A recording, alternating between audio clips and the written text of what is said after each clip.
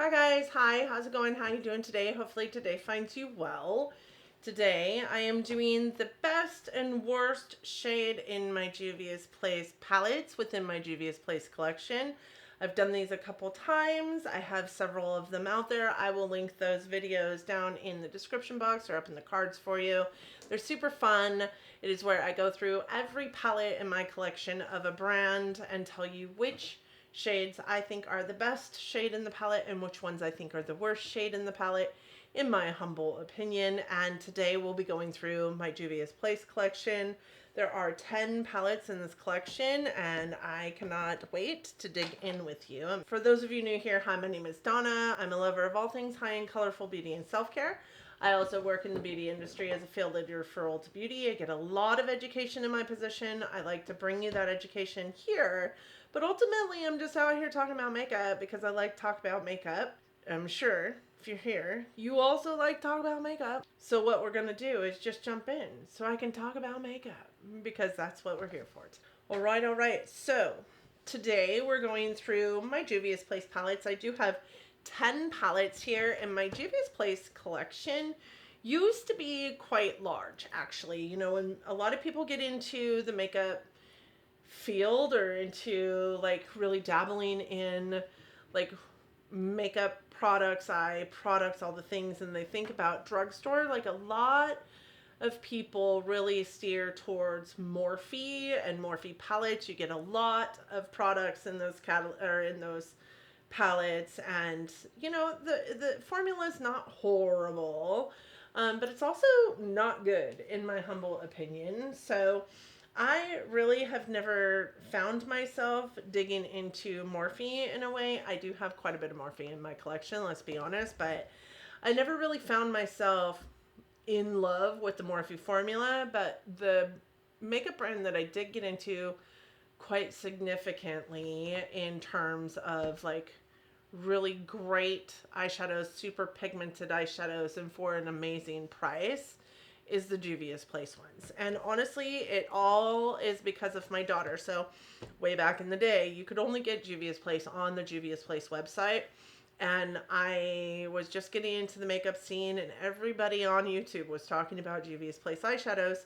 And I fell in love with the brand, but also didn't really find myself in this place where I wanted to order online because you just never know what you're going to get online, right?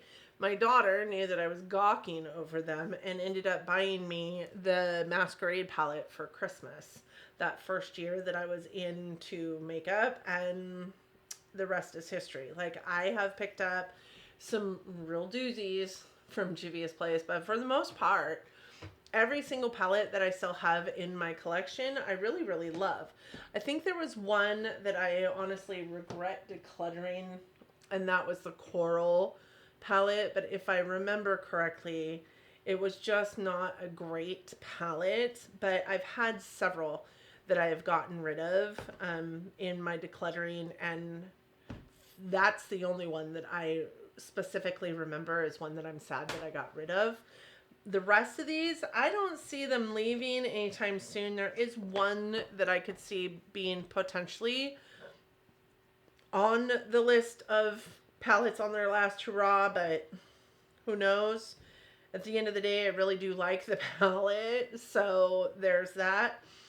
With that said, we are going to go through all 10 of these palettes. I'm going to show you which are the best shades in my humble opinion and which are the worst. Again, this is just my opinion. If you love these shades, more power to you. Please use them. I ultimately really love Juvia's Place, or this would not be in my collection. There's just some duds in these palettes in my opinion. But sometimes the duds in the palette is about the color story for me and not about the product itself. And I have always told you that it's about the color for me versus the eyeshadow itself. But what we do is I show you the ones that I think are the best and the ones that I think are the worst, and then we swatch them and we talk through them. And we are going to start with the biggest one, which is the Masquerade palette. This is also the one that has been in my collection for the longest amount of time. We might have some issues for whatever reason. Since moving to this house, my camera has had some serious issues with focus. I don't know why. So this is what the inside of the palette looks like. And overall, This is a really great palette. Don't love how big it is, but I do love how big the pans are. And this is, again, one of those things that I really fell in love with as it pertains to Juvia's Place, because these pans are so big, you can fit any size brush in them. So if I wanted to use any of these as a blush, I absolutely could. If I wanted to use any of these as a bronzer, I absolutely could. What I loved most about this palette is that you had 2 rows of neutral tones and then 2 rows of really vivid brights. What I didn't realize when I thought that was the coolest thing ever was that there's only 4 mattes in the realm of neutrals, and that's just not enough for me. And also, none of these really go with those. So this palette really doesn't speak to itself, to be honest. But in my humble opinion, the best shadow in this palette is going to be this one, and the worst shadow in this palette is going to be this one here. So first and foremost, the feel of the 2 shadows is right off the bat a dead ringer as to why. This one is very smooth and feels moisture rich and really is creamy. And then this one feels like sandpaper. So with that said, let's swatch them. They do have names, but a lot of them are like white letters on yellow backgrounds, so they're super hard to read. I think this one is Zola, and I believe this one is Cairo. So this is Zola. And I think that you guys can see, I mean, good grief, that is stunning. It's this like baby blue shade with like a slip of silver in there a little bit. It's so impactful, so beautiful, and it shows up on an eye look the very same way. What I would say is that as you blend it out, that silverness to it just doesn't really go away, which I've found to be true for a lot of these shades, and it is just, it's so pretty. And then Cairo is this orange, which seems like it's a decent shade, right? It's very pigmented right off the bat. It is beautiful right off the bat, but this shade specifically has like these gold flecks of glitter in it, and this is one of the very first matte shadows I ever came across that had those glitters in it. And one of the shadows that is a solid reason why I do not love matte swoosh with glitter in them, because I feel like it just, number one, the glitter doesn't show up in the shadow in an eye look when you're doing the eye look. Number two, this one does show up very pigmented when you finger swatch it, but when you're using a brush, those glitters just really get in the way of it blending in the way that you want it to have a nice seamless eye look. The second palette that I have here is, and this is in no particular order to when it came out or when it was purchased, I do have the Walhalla II palette. This one, I was really excited about this palette, and I actually picked it up in store, and I thought it was going to be fantastic. And then I got it home and realized that what I thought was shimmers, because you can't touch the drugstore products in Ulta Beauty. Most of the time they're behind like this, like plexi. You can see it, but you can't touch. And there are quite a few like glitters in the shadow palette. I don't use glitter eyeshadows, so I would say that those are the worst, but also I don't use them, so I can't tell you whether they're bad or good or indifferent. Here's what I will say. There are 2 best shadows in here. One of them is, of course, going to be this multi-chrome, because it's creamy, it's beautiful, it's multi-chromatic, and it really does show up multi-chromatic in an eye look. They did a really good job with that. But that shadow aside, because it's the only one in here, this one here was my favorite. It is just so beautiful, so impactful. And then my least favorite was this one here. And again, you can tell by the feel of the shadow in and of themselves. Like this one here, which is called Rage, is creamy, moisture rich, feels like it's going to go on your lid in one swipe and do really well and have that pigmentation here.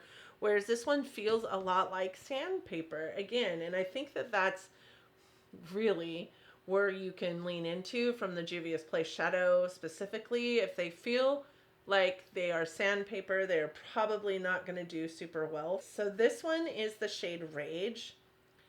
Look at how pretty that is. Again, it's kind of like a a shadow that has a little bit of a shiftiness to it, but is such a beautiful periwinkle.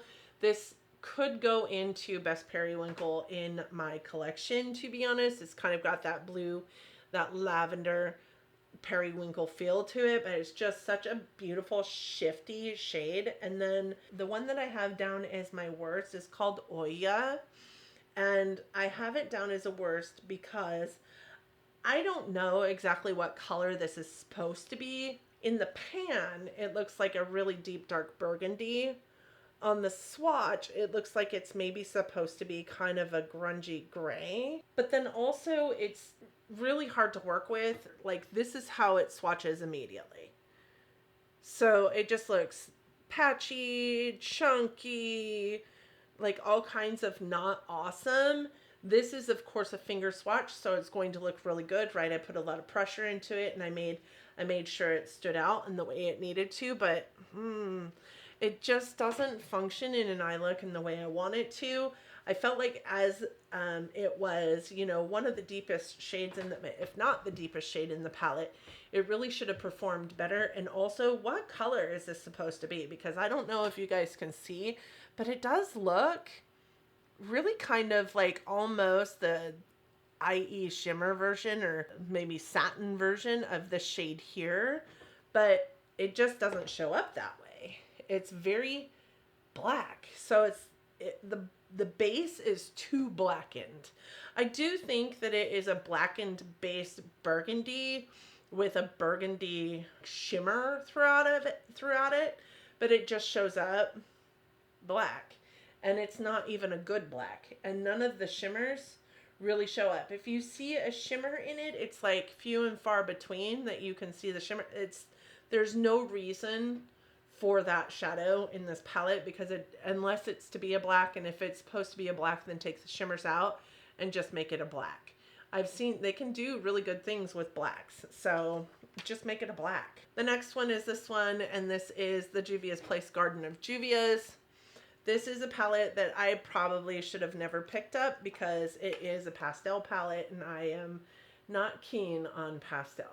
See, I'd heard that they had changed their formula slightly. I wanted to see if it was the same formula that I loved and knew from Juvia's Place, if they had gotten slightly better with their shimmers, what that looked like. I would say the worst shade is this one here, and this one is called Daffodil. I think it's the worst because number one, it just doesn't show up very well, and number two, it also gets hard pan really, really easily. The best, I would say, is this one here. And this one is called Blooming. So Blooming being my favorite one, I'll swatch that one first and then Daffodil second.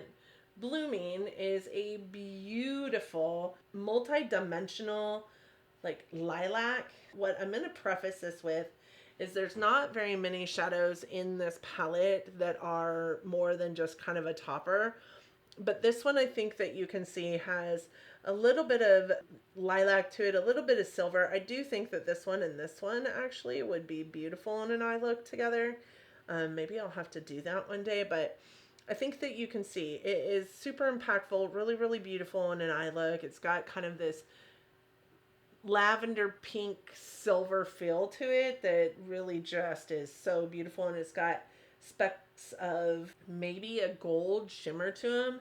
And then Daffodil is the yellow that's supposed to be yellow, but I found that it really showed up more green on my skin tone if it was going to show up at all. Like, I do see that neither one of those show up very well. They are pastels, let's remember that. But this Daffodil shade showed up far less than any of the other shades in that palette, and it's supposed to be yellow, and it just looks kind of sickly green to me. And the fact that it gets hard pan the way it does really kind of irritated me. Like, I also just have to say, like, it's a pastel palette that doesn't have a heavy white base to it. So a lot of these are super pigmented for a pastel. I would say if you have a pastel adversity, this might be a palette that you like because the pastels are a little bit more pigmented. But the shimmers are where besides that purple one that I really loved, and honestly, this purple one was also really good, this one right here. Honestly, the shimmers in this palette were my least favorite of all the shadows in this palette. The next one I have is the Magic Mini. This was, I think, my second Juvia's Place palette, and the Magic Mini actually kind of surprised me. I thought of it along the same lines as the Masquerade palette in that we have like 2 rows of like kind of neutral-esque shades and 2 rows of bright blues and greens, but a lot like the Masquerade palette, they don't speak to each other very well. These shadows all work well together and these shadows all work well together, but there's just not enough mattes in this palette, if I'm honest. There's 16 shadows and only 7 mattes. And for the deeper tones down here, the greens and the blues, there's 3. 1, 2, 3. And I think to really anchor in a bright like green or blue eyeshadow look, you need a like gradient of colorful eyeshadows to go with it, and all 3 of these mattes are really, really deep mattes. With that said, I didn't mind any of those, to be honest. I have the best is this one here because it is beautiful, and the worst is this one here, and y'all, this is just about color. I really do like this palette a lot. So this is Fazo, a more shimmery version of, say, this one here. Definitely more pigmented than this one here, but also has kind of that like blue to pink shiftiness to it. Such a beautiful, beautiful shade. It surprised me a lot, and it surprisingly did go with these 2 mattes here that are deep and dark, because I could, one of them is a purple matte and one of them is a navy blue matte, which, speaking of, that navy blue matte actually is not great either, but it could go with either one of those because it does have a little bit of a blue shift to it that looks really good with that navy. And then this color, I hated it. I felt like there wasn't a matte shade that went with it super, super well. It is just so like gold bar yellow. And I don't love gold to begin with, but certainly that gold bar yellow I think is probably the ugliest, and the only shadow in this palette that went really well with it was this orange right here. And honestly, it just looked like I was trying to put flames on my eyes every single time I wore it. And that one was just about the color, like no other reason. I have Saharan II. For the Saharan II, I mean, these are back to the big old pans. Not a bad palette. I did love this palette a lot. I felt like, though, this was another one of those palettes that you really could have used some more mattes. Like, when I think about these colors here, and then 2 of these shimmers being like bright blue shimmers, like this needed another matte in this palette that would have went well with those 2. But that's not what we're here about. The best shadow in this palette is this one here that I just got everywhere. And the worst one is this one here. So again, right down to what the shade feels like. But this one is, again, on yellow with white writing. I don't know why they ever did that, so I can't tell you the names. But this one, the best one, is this beautiful peachy like duochrome that leans like golden and is just so pretty. I loved working with it, loved putting it in every single eye look that I could. It's just so pretty. Really nice, really smooth, felt really moisture rich. And then the worst shade in that palette, this red one that I think that you guys can see is just not fantastic. You have to go over it multiple times to get the color that you want out of it to show up in the way that you want. And also, it is a deep dark red in this palette, but on application it is more of a pink, and that's all fine and dandy, but also as you start to blend it out, it kind of sticks in that initial area that you put it and then blends out around it, which is a look, sure, but it is not a look I wanted because it looked like I had put like a stripe. It'd be like putting a contour on, just a stripe of contour, and then your bronzer all around it and still having that stripe of contour. That's what I think about when I think about how this is in an eye look, you cannot, literally cannot blend out that red in a way that is beneficial for your eye look. And also, it's pink, not red. And I think that the pink doesn't go in this palette very well. Like, even when you partner it with this color that I think it was made to partner with, it's too pink toned to go with this shadow in any way, shape, or form in a cohesive way. Okay, next I have the Festival. And for the Festival palette, I feel like there's, you know, there's truly a few that I could choose in here for worst. This was probably one of my least favorites, but there are a couple of standout shades in here that I do like. The pigmentation in this red is far different, so that would be probably the best in this palette, and then this one is going to be the worst. So we have the red and the white, and I am going to start swatching them on this side. So this one is best. That red is maybe an orange-based red instead of a pink-based red, and therefore it just has this really pretty like fire engine color to it that is super hard to get around and so impactful in an eye look, and just really truly the perfect red, like true red for an eyeshadow. And then this one, the white, is kind of lackluster. Like, I was really disappointed with this, and I think that if I can get you close enough, you can also see this one created a lot of texture because it just sunk into every fine line, every wrinkle that I maybe had, and also kind of looked a little pixelated on an eye look. So it looked like I had dabbed 100 little, you know, dots of white instead of just was a smooth application. It was not good.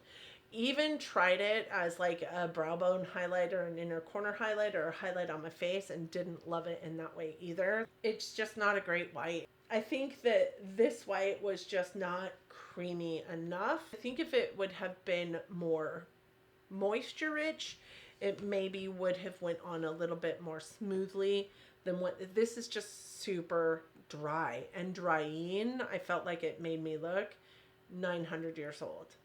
Then I have the Deuce, and this one is funny because I think that this palette is not arranged in the right way because this shadow that I have in here as worst is called Berry Mimosa or something like that, and it is like literally the creamiest of cream colors. When I say that it's worse, it's just because it doesn't show up on my skin tone. So for me, it was pointless to have it in the palette. With that said, a lot of people use those kind of shadows as setting shades for their eye primer. I don't use setting shades for my eye primer. So for me, in this palette, this one here was the best. And then this one here was the worst. And this one being the worst was just about color. I think that all of these shadows in here are really, really good. This one's actually really, really pretty. This one was one of my favorite ones to use. It has a really pretty, like, milky, rosy color to it. It's so, so pretty. So this best one is called Tart. And I think that you will see, as opposed to the white right next to it, this one is actually, look at how impactful that is. It's just so pretty. It shows up. It's beautiful. It's not like pixelated. It's impactful, right? On an eye look, this is going to be impactful. I'm just not sure that you can see just how impactful it is, but it does have a little bit of shiftiness to it from like pink to gold to like this peachy tone. It's really pretty. And then the worst shadow is going to be the shade Berry Mimosa or whatever it's called, which I think is wrong because it literally just looks chalky. It just looks chalky on my skin. It's not pretty. It doesn't bring anything to the table. It just looks chalky. The next one I have is this, and this is Zulu. Zulu, I love Zulu. Zulu is one of my favorites in the whole lineup, and I think it's just because of the sheer craziness of the color story. Like, there's nothing in here that goes with each other if you're looking at it just head on, but like all of these shadows look really good together and all of these shadows look really good together. So like there's variety in this palette that I don't think people see like right off the bat. And what I also love about it is there are 6 mattes in here and only 3 shimmers. So you could really have a lot of fun, put a shimmer on your eyelid, call it good. Best in this palette is going to be this one here. Worst is going to be this yellow. So best in this palette is best because, again, it's kind of duochromy. It's got like this rosy, peachy to gold shiftiness to it that is just stunning. I mean, I could wear this as a blush. I loved it actually as a blush. It was a beautiful, beautiful shadow to wear on my eyes, but also, I mean, just really on my face as well. The yellow I put down as worse because the yellow is impactful in a finger swipe, but as you try to blend it out, it actually just kind of blends away into nothingness, and whatever is left in your eye look actually oxidizes. So this yellow, which looks yellow at first glance, actually turns into a really ugly, muddy shade of orange. And there's already an orange in this palette, so in my humble opinion, there was really no use for it to be in the palette. And then I have Tribe. Tribe is a color story that I was super excited about when it first came out because it's green, and greens are my favorite color. But when it really comes down to it, it had some really great shades in it, and then it had some real duds. This one is my favorite, and this one is my least favorite. And here's the true tea. This is my favorite color of green, the chartreusey green. To say that's my least favorite breaks my heart. This one is my favorite shade. It just reminds me of like lemonade. It is so, so pretty. It is gorgeous and it's super impactful in an eye look. And then my least favorite is their chartreuse, because as much as this one oxidizes and turns a little orange, and I think you can see that actually happening right now, this one stays yellow, but it doesn't show up. There was no, I used it a lot to blend out. I used it to blend out this green, and in that way it was good, but that's because it didn't need to be. I really don't know how to explain it, but I wanted it to be so much brighter than this and to stick around. And as you blended it out, it just blended away. It just blended away. So it's really stiff in the pan. I've used it 100,000 times. You would never know it because it looks like it's a brand new eyeshadow palette. I think that every one of the eyeshadows in this palette are super hard pressed. I love the Tribe palette. It's such a shame that you can't really get a lot of these anymore, but really great eyeshadow palette, but that one was not fantastic. And then the last one that I have to go through is the Nomad.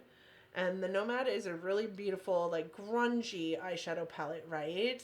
And I was so excited to get this in my collection. And I still feel that way. I still feel like I'm excited to have it in my collection.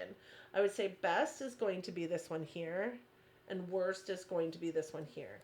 So right off the bat, I'll tell you that this yellow and this yellow in an eye look the exact same, okay? This yellow is really creamy and beautiful. It doesn't have any sparkles in it, and it looks very dull in this palette, but it's actually really very pretty on an eye look. This one feels very grippy in the pan. It's got those glitters in it, and is another one of those mattes that has glitter that doesn't need to have glitter, that really impact how it performs in a blend. So this is best. Look at how crazy that is. And it's not like in your face yellow gold, but it is a beautiful like gold toned with kind of like a beigey back. Gorgeous. Like it looks like I just painted that onto my skin. And then the worst is going to be this yellow because number one, it didn't need to be in the palette. Number two, it doesn't blend out well. Number three, it oxidizes. I don't know how awesome their, yellow mattes are these days. It's been a long time since I picked up, that Garden of Juvias is my most recent Juvia's Place palette purchase, between that one and the Walhalla. And I know that yellow, I mean, there's a lot of yellow on my arms as worst, right? This is the worst. This is the worst. This one's the worst. When I go in here, this one's the worst. when I go in here, this one's the worst. There's a lot of yellows that are worst. For me, yellow is just not a color that Juvia's Place has ever done very well. So with that said, I'd be excited to hear your thoughts on the best and worst in each one of those palettes. If you have these palettes in your collection, please let me know what your thoughts are. Tell me what you think about my choices on best and my choices on worst, and let me know what yours would be. Thank you guys so much for joining me today. I hope that you and yours are well. I hope that you are all safe and healthy and getting along as best you can. I hope that you are all loving each other, but loving each other from afar. And until next time, bye friends.